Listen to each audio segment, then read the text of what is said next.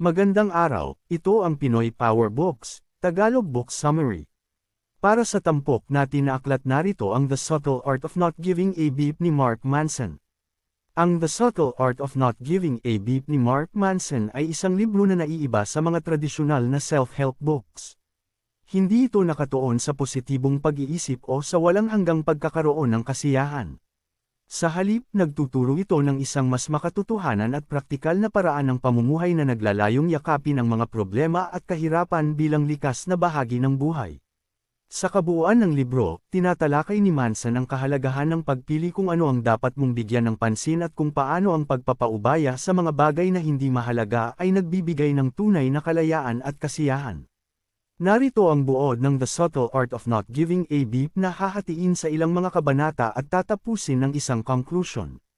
Panimula, ang kahalagahan ng pagpili ng tama at tamang beep.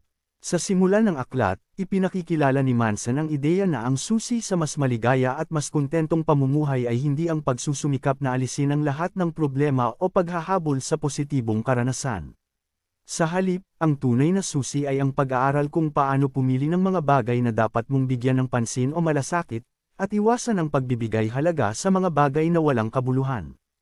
Ayon kay Manson, hindi tayo dapat magbigay ng malasakit sa lahat ng bagay dahil limitado ang ating enerhiya at oras.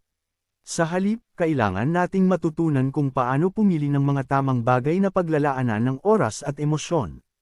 Ang pagbibigay ng labis na malasakit sa lahat ng bagay ay nagdudulot ng stress, pagkabalisa, at kawalan ng kasiyahan. Kabanata 1, huwag kang magbigay ng labis na malasakit. Ang unang kabanata ay nagpapaliwanag ng pangunahing tema ng libro, hindi natin kailangang bigyan ng labis na malasakit ang lahat ng bagay. Kailangan nating kilalanin na hindi lahat ng bagay ay mahalaga, at ang pagpili ng mga tamang bagay na bigyan ng malasakit ay magbibigay ng higit na kalayaan at kasiyahan sa buhay. Mga prinsipyo sa pagbibigay ng malasakit.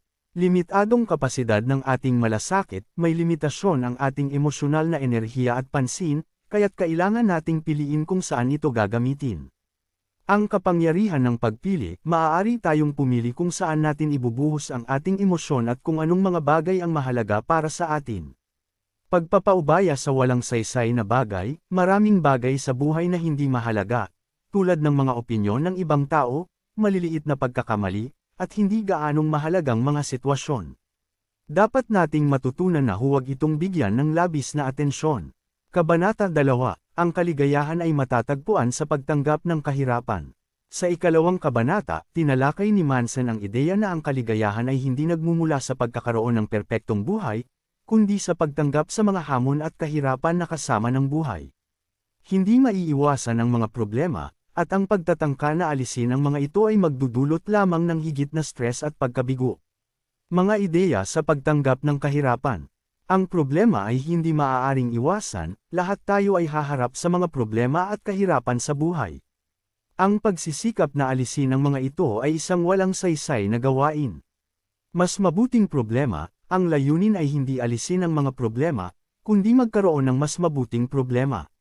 Halimbawa, sa halip na mag-alala tungkol sa maliliit na bagay, mas mabuting pagtuunan ng pansin ang mas malalaking isyu na mahalaga para sa ating personal na paglago. Kaligayahan sa pagtanggap, ang tunay na kaligayahan ay matatagpuan sa kakayahang yakapin ang mga problema at maghanap ng solusyon sa mga ito, kaysa sa paghahangad ng buhay na walang kahirapan. Kabanata 3, ang responsibilidad at pagkilala sa sarili. Ang ikatlong kabanata ay tumatalakay sa kahalagahan ng responsibilidad at pagkilala sa sarili. Ayon kay Manson, tayo ang responsable sa ating mga nararamdaman, reaksyon, at buhay. Hindi natin maaaring kontrolin ang lahat ng nangyayari, ngunit may kakayahan tayong piliin kung paano tayo tutugon sa mga sitwasyon. Mga aral tungkol sa responsibilidad. Pagkilala sa sariling pagkakamali, kailangan nating tanggapin na marami sa ating mga problema ay bunga ng ating sariling pagkilos o desisyon. Kapag natutunan nating kilalanin ang ating mga pagkakamali, mas madali tayong makakahanap ng solusyon. Pagpapasa ng responsibilidad, madalas tayong nagtatangkang ipasa ang responsibilidad sa ibang tao o sa mga sitwasyon, ngunit ito ay nagpapalakas lamang ng ating pakiramdam ng kawalan ng kontrol sa buhay. Tanggapin ang kontrol. Kapag tinanggap natin na tayo ang may kontrol sa ating mga reaksyon at emosyon, mas nagiging empowered tayo sa pagharap sa buhay at sa mga problema. Kabanata 4, Pagyakap sa mga limitasyon at kamatayan. Sa bahaging ito, binibigyang diin ni Manson na ang pagyakap sa ating mga limitasyon at ang kamatayan ay mahalaga upang makamit ang mas malalim na pagpapahalaga sa buhay. Kapag tinanggap natin ang ating sariling kahinaan at ang katotohanan ang buhay ay may hangganan, mas nagiging malaya tayo mula sa takot at presyon na lumikha ng perpektong buhay. Mga pagsusuri sa ating limitasyon. Pagkilala sa sariling kakayahan, lahat tayo ay may limitasyon at hindi natin kayang makuha ang lahat ng bagay. Kailangan nating maging realistiko sa ating mga inaasahan sa sarili at sa iba. Pagpapaubaya sa kontrol, hindi natin kayang kontrolin ang lahat ng aspeto ng buhay. Ang pagtatangka na gawin ito ay nagdudulot lamang ng pagkabigo at stress. Ang pagtanggap sa kamatayan, ang pagkakaroon ng kamalayan sa kamatayan ay nagbibigay ng mas malalim na kahulugan sa buhay. Kapag natutunan nating tanggapin ang ating sariling kamatayan, nagiging mas madali ang pagtuon sa mga bagay na tunay na mahalaga. Kabanata 5, Mga halaga at paniniwala. Ang huling kabanata ay tumatalakay sa mga halaga at paniniwala. Ipinapaliwanag ni Manson na ang ating mga halaga at paniniwala ay may malaking epekto sa kung paano tayo namumuhay at kung anong mga bagay ang ating binibigyan ng malasakit. Kailangan nating suriin ang ating mga pinapahalagahan at tiyakin na ang mga ito ay nagtutulak sa atin patungo sa tunay na kasiyahan at katuparan. Mga mahalagang punto tungkol sa halaga at paniniwala. Pagtukoy ng tama at tamang halaga, ang ating mga halaga ay gabay sa ating mga desisyon at reaksyon sa buhay. Mahalaga na magkaroon tayo ng malinaw at makabuluhang mga halaga na humahantong sa mas malalim na kasiyahan. Pag-reassess ng ating paniniwala, minsan, ang mga paniniwala natin ay nagiging hadlang sa ating personal na paglago. Kailangan nating suriin kung alin sa mga ito ang nakakapagdulot ng positibong pagbabago at alin ang nagpapahirap lamang sa atin. Pagbuo ng mas mabuting halaga, ang mga tamang halaga ay nagbibigay sa atin ng kalinawaan at direksyon. Ang pagkakaroon ng mga positibo at makabuluhang halaga ay nagbibigay ng mas matatag na pundasyon para sa mas maayos at makabuluhang pamumuhay. Conclusion, ang tunay na kalayaan ay matatagpuan sa pagpili ng tamang malasakit.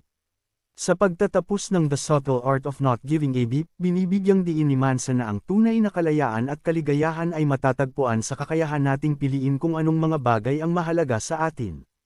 Hindi natin kailangang magbigay ng labis na malasakit sa bawat maliit na bagay. Sa halip, dapat tayong magtuon sa mga bagay na tunay na makabuluhan at nagbibigay ng halaga sa ating buhay. Sa pamamagitan ng pagtanggap sa kahirapan, pagyakap sa ating mga limitasyon, at pagbuo ng tamang halaga, maaari nating maabot ang mas malalim na antas ng kasiyahan at kalayaan.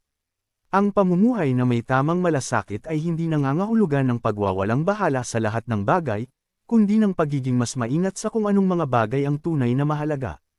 Ang The Subtle Art of Not Giving a Beep ay hindi isang tradisyonal na gabay sa kaligayahan.